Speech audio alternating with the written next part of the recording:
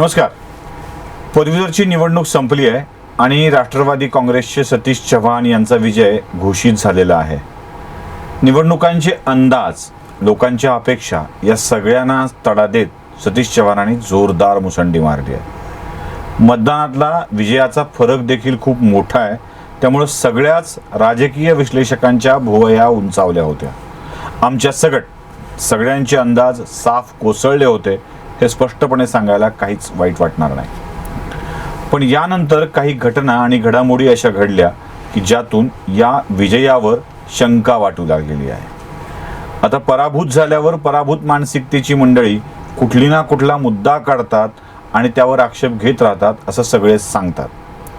पण जे फॅक्ट समोर दिसत आहेत, जी आकडे समोर दिसत आहेत, त्यात आक्षेप घेणाऱ्याच्या आक्षेपामध्ये काहीतरी तथ्य आहे असं वाटल्याशिवाय राहत नाही. सतीश चव्हाणांनी चुकीची माहिती दिली, शपथपत्र चुकीचं भरलं, काही माहिती लपवली, अशा तद्दंत तांत्रिक आक्षेप हे नाही आहेत. तर हे आक्षेप थेट मतपत्रिकांच्या वरती आहेत.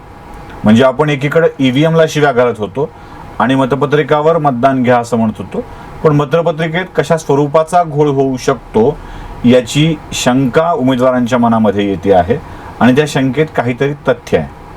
मुळात या निवडणुकीतले आकडे आणि निवडणुकीची स्थिती तपासली तर बऱ्याचशा गोष्टी आपल्या लक्षात येतील.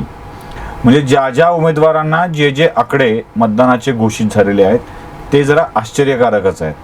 म्हणजे अनेक वर्ष एखाद्या संघटनेत काम करून एखाद्याला आपल्याला किमान 25,000 मत पडतील असं वाटतं किंवा खात्री असते, तो माणूस त्याच्या 25% मतावर समाधानी राहतोय अशी स्थिती आहे.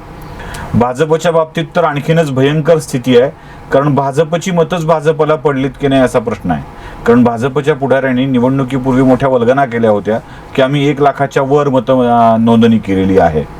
म्हणजे प्रत्येक एकूण नोंदणीतली 60% आमचीच असं दोन्ही पक्ष दावा करत होते. आपण त्यात 50% जरी गृहीत धरलं तरीही भाजपला किमान लाखाच्या आसपास मतं पडायला हवी होती. म्हणजे जातीची गणितं, नोंदणीची गणितं जरी तपासली तरी हे असं व्हायला हवं होतं. म्हणजे अगदीच 11 मराठा पुढारी जे सत्तेवर आहेत ते या मराठवाड्यामध्ये असताना सुद्धा, म्हणजे 11 मराठा पुढाऱ्यांनी मिळून जेवढ्या मतांचं ॲडिशन करायला हवं तेवढं ॲडिशन सुद्धा होऊ शकलेलं नाही आहे. आणि ते का झालं नाही याविषयीचं मंथन भाजप परिवार करतोय. तशी जी अन्य अपक्ष उमेदवार होती ते देखील याविषयीची चर्चा करतायत. आणि याच मंथनातून काही मुद्दे शंका म्हणून समोर येत आहेत, ज्याच्याविषयीची अधिकृत तक्रार देखील निवडणूक आयोगाकडे दाखल झालेली आहे आणि आता कोर्टाचा दरवाजा देखील खटखटवण्यात जाणार आहे. खरं तर निवडणूक निर्णय अधिकाऱ्यांनी दिलेला निर्णय हा अंतिम असतो. त्यात न्यायालय फारसा हस्तक्षेप करत नाही, पण बऱ्याच प्रकरणामध्ये न्यायालयाने हस्तक्षेप करून निवडी रद्दबातल ठरवल्यात हे देखील इतिहास आहे. आणि त्याचमुळं आता या आक्षेपाकडं जरा महत्त्वाचं म्हणून आणि गांभीर्यानं बघावं लागणार आहे. आक्षेप घेतलाय कोण, आक्षेप काय आहे, या संबंधीचीच आपण चर्चा थेट आक्षेपकर्त्यांशी आपण करणार आहोत. त्यांचा आक्षेप आहे निवडणुकीतल्या मतपत्रिका थेट बदलल्या गेल्या आहेत. जरासा गंभीर वाटणारा हा आक्षेप आहे. आपल्यासोबत आहेत अपक्ष उमेदवार जे संगणक परिचालक संघटनेचे अध्यक्ष सुद्धा आहेत. संगणक परिचालक संघटनेचे अध्यक्ष म्हणताना तुम्हाला त्यांची ओळख मला यासाठी करून द्यावी लागेल की महाराष्ट्रातल्या प्रत्येक जिल्ह्यातल्या प्रत्येक तालुक्यात, म्हणजे आपण मराठवाड्याचा जरी विचार केला तर 76 तालुके आणि 76 तालुक्यातली किमान 8,000 गावं असं जरी गणित घातलं आपण छोटं मोठं, तरीही या गावात त्यांच्या संघटनेचं नेटवर्क उभं आहे. म्हणजे एक संगणक पदवीधर असलेला संगणक परिचालक हा त्यांचा सदस्य आहे आणि तो वेगवेगळ्या जातीचा आहे, वेगळ्या धर्माचा आहे. त्या मतांवरती त्यांची अपेक्षा होती, कारण या सगळ्यांनी मिळूनच बूस्ट करून त्यांना उभं केलेलं होतं. आणि ते मतमोजणी केंद्रावर फिरत असताना त्यांना जे जाणवलं ते हे सगळं सांगणार आहेत. ते अधिकृत तक्रार देखील दाखल करतायत. नमस्कार, आपलं स्वागत आहे अनालायझर. नमस्कार सर. आपली तक्रार काय आहे? मतपत्रिका बदलल्या असं आपण खूप गांभीर्यानं सांगताय. कशा स्वरूपाची ही तक्रार आहे? सर, ज्यावेळी मतमोजणी सुरू होती, मतदान मोजणी, प्रत्येक टेबलवर आमचा प्रतिनिधी उपस्थित होता. 56 टेबल मतमोजणीचे आणि पोस्टलचा एक टेबल होता. त्या 57 टेबलवर माझे प्रतिनिधी उपस्थित होते आणि मी स्वतः उमेदवार असल्यामुळं मी आणि माझ्या प्रतिनिधीसोबत मतमोजणी सुरू झाल्यानंतर प्रत्येक टेबलवर फिरत होतो. आणि फिरत असताना फिरण्याच्या अगोदर ज्यावेळेस केंद्रनिहाय मतमोजणी करण्याच्या अगोदर केंद्रनिहाय बॅलेट पेपर मतदान केंद्रनिहाय तिथं समोर टाकले. एक मतदान केंद्र क्रमांक आहे 730, तिथं जर 634 मतदान प्रत्यक्ष झालं असेल तर ज्यावेळेस बॅलेट पेपर काढले, मतपत्रिका काढल्या त्यावेळेस 633 किंवा 635 निघायच्या. असे किमान 50, 60, 70, 80 कमी निघणं समजू शकतो, जास्त कसं काय? कमी किंवा जास्त टेबल कमी निघणं समजू शकतो, एक वेळेला मिस झाली असेल किंवा मतपत्रिका मतदार घेऊन गेला असेल, पण जास्त मतपत्रिका. अशा जर आपण मतपत्रिकांचा आकडा पाहिला तर त्यांनी दिलेल्या रिपोर्टनुसार मतदान झालं 2,40,649 प्रत्यक्ष. आणि ज्यावेळेस काउंटिंग झाली 1,073 मतदान पोस्टल झालं आणि प्रत्यक्ष मतदान व्हायला पाहिजे होतं 2,41,722, तर झालं 2,41,908. म्हणजे 186 मतपत्रिका ह्या एक्स्ट्रा निघाल्या. पूर्ण मतदार नोंदणीमध्ये मतमोजणीमध्ये 186 मतपत्रिका एक्स्ट्रा निघाल्या. आणि त्यानंतर एक्स्ट्रा मतपत्रिके निघाल्यानंतर दुसरा एक माझा आक्षेप, त्याच्यामध्ये आक्षेप म्हणजे मी प्रत्यक्ष डोळ्यांनी पाहिलं की ज्यावेळेस मतपत्रिकांची काउंटिंग मोजणी होत होती त्यावेळेस प्रत्येक मतपत्रिकेच्या पाठीमागं मतदान केंद्राध्यक्षांची स्वाक्षरी असते.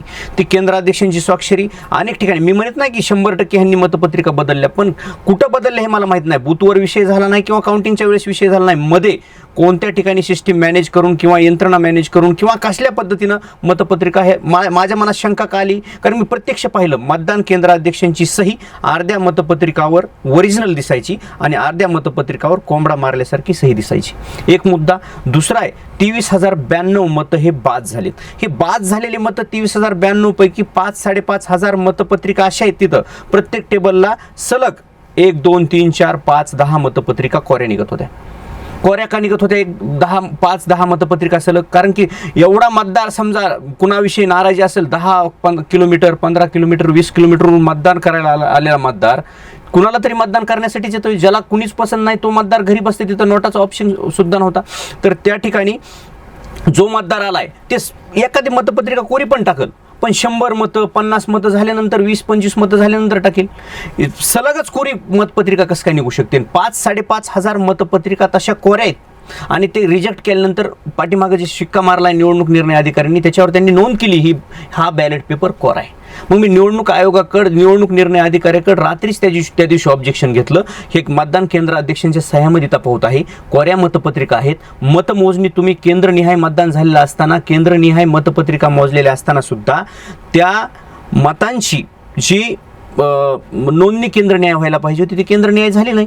कुणाला समजलं नाही, हौदात एका मराठवाड्यातल्या सगळ्या मतपत्रिका टाकण्यात आल्या.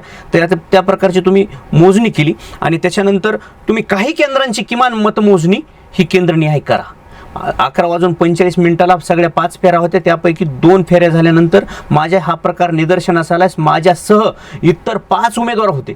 प्रहारचा उमेदवार आहे, वंचितचा, MIMचा उमेदवार आहे, नंतर भाजपच्या उमेदवारांनी पण ऑब्जेक्शन घेतलं. ह्या सर्व उमेदवारांनी आम्ही तक्रार दिल्यास केंद्रेकर साहेबांनी, जे निवडणूक निर्णय अधिकारी होते, त्यांनी 1 वाजता रात्री त्याचा निर्णय पण दिला.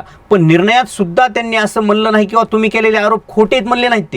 त्यांनी त्या ठिकाणी म्हणले किंवा आज आम्ही ह्या आरोपांची किंवा ह्याचं पडताळणी करू शकत नाहीत. म्हणजे आमच्या आरोपांची त्यांनी पडताळणी केलेली नाही, म्हणून मी राज्याच्या निवडणूक आयोगाकडे तक्रार दाखल केली.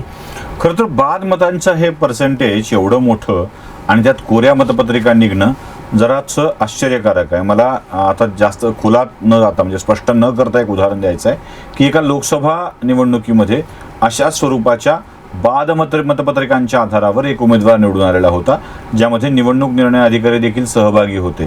तो इतिहास जवळपास सगळ्यांना ठाऊक आहे की अचानक पुढे असलेला उमेदवार मागे गेला आणि त्याची कारणं जेव्हा स्पष्ट झाली तेव्हा विजयी झालेल्या उमेदवाराची मतं खूप बाद झाली होती, पराभूत झालेल्या उमेदवाराची मतं खूप बाद झाली होती आणि त्याचा फायदा दुसऱ्या नंबरच्या उमेदवाराला म्हणून तो पहिल्या नंबरवरती आला होता.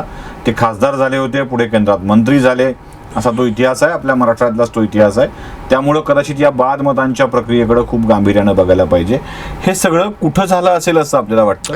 हे बूथवर पण झालं नाही आणि मतमोजणीच्या ठिकाणी पण झालं नाही. हे मध्येच, कारण की समजा आज औरंगाबादला मतपत्रिका आणायच्यात, आज किनवट आहे तालुका, माहूर तालुका आहे किंवा उमरी आहे, भोकर आहे, लोहारा आहे, उमरगा आहे, हे जे खूप दूरवरचे तालुके आहेत, ह्या दूरवरच्या तालुक्यातून मतपत्रिका एका दिवस, कारण की रात्री ज्यावेळेस मतदान झालं 5-6 वाजता, ज्यावेळेस 5 वाजता मतदान झालं, मतपत्रिका तिथून मतपेट्या सील करून 7 वाजता तिथून 6:30-7 वाजता निघाल्यानंतर औरंगाबादला त्या रातोरात त्या जिल्हाधिकारी केंद्रातून पुढं आल्या. नंतर दुसऱ्या दिवशी एक दिवसाचा गॅप होता, मध्ये कुठंही केंद्रापासून औरंगाबादला येईपर्यंत कोणत्याही ठिकाणी हा कार्यक्रम झालेला असू शकतो. आणि 50% किमान, सगळ्या नाही, ते 50% किमान मतपत्रिका ह्यांनी बदलल्यात. आणि ह्याच्यामध्ये कोण सहभागी इथे बाहेर ओपन होईलच किंवा दूध का दूध पाणी का पाणी होईलच. मग जर ह्यांना माझे आरोप खोटे जर वाटत असले तर ह्यांनी त्या मतपत्रिकांची पडताळणी करावी.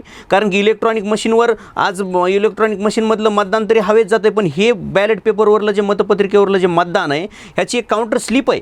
त्या काउंटर स्लिपवर मतदान केंद्राचा क्रमांक आहे, मतदाराचा क्रमांक आहे, मतदाराची सही आहे आणि मतपत्रिकेचा वर काउंटर स्लिपवर क्रमांक आहे स्थळप्रतीवर, आणि तोच क्रमांक खाली मतपत्रिकेवर आहे. मग ते टॅली करून पाहू शकतो. तपासणी कशा स्वरूपात व्हावी असं तुम्हाला वाटतं? म्हणजे काय काय बघितलं पाहिजे निवडणूक आयोगाने? पहिल्यांदा बूथ निहाय, आज ह्यांच्याकडं मतपत्रिका आहेत, आता बूथ न्याय कशा टाकायच्या? टाकू शकतात ते, कारण मतपत्रिकेच्या पाठीमागून बूथचा शिक्का आहे, मतदान केंद्राचा शिक्का आहे, मतदान केंद्राध्यक्ष सहीवर आपलं ऑब्जेक्शन आहे. बूथ निहाय 831 बूथ आहेत, 831 बूथ निहाय त्या मतपत्रिका काढणे. आज प्रत्येक उमेदवाराला पडलेलं मतदान यांच्याकडे काउंट आहे. आता काही दुसरा वेगळ्या पद्धतीनं पाहायची गरज नाही. बाद मतांचा टेबल निहाय ह्यांनी एक वेगळं पॉकेट केलेलं आहे, उमेदवार निहाय वेगळं पॉकेट केलेलं आहे, ते सीलबंद केलेलं आहे. आणि मतदान केंद्राचा जो क्रमांक आहे तो क्रमांकानुसार त्या मतपत्रिका बाजूला ह्यांनी काढायच्यात, त्याची काउंटिंग त्याचं मतदान केंद्राध्यक्षांचा सही नमुना तपासायचा आहे, मतदानाची त्याची काउंटिंग करायची किंवा ह्या मतदान केंद्रावर किती मतदान झालं होतं आणि किती मतदान मतपत्रिका प्रत्यक्ष आल्यात.